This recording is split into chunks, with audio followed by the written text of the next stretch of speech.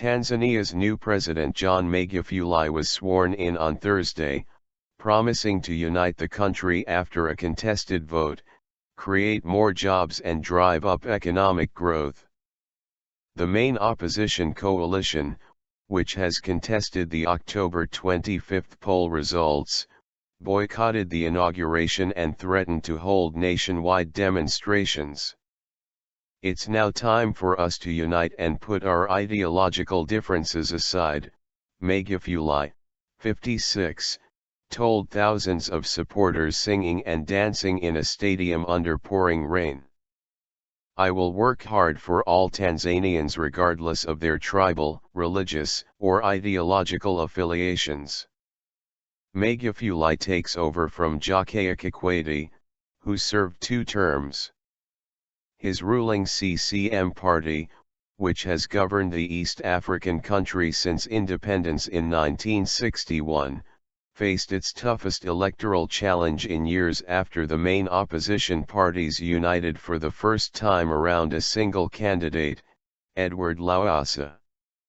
Lowassa, 62, a former prime minister who defected from the ruling party in July, rejected the Electoral Commission's declaration, saying the opposition's own count based on its representatives at polling stations showed he had won. Both candidates had promised to speed up development in a nation that has vast tracts of agricultural land, a wealth of mineral resources and huge gas reserves but remains impoverished. Magufuli secured 58% of the votes, compared to Lowassa's 40%. But his victory was overshadowed by a political crisis in Tanzania's semi-autonomous Zanzibar archipelago. Zanzibar's election commission annulled the vote for the island's president, citing gross violations. The main opposition Civic United Front, CUF, rejected the move, saying it had won that poll.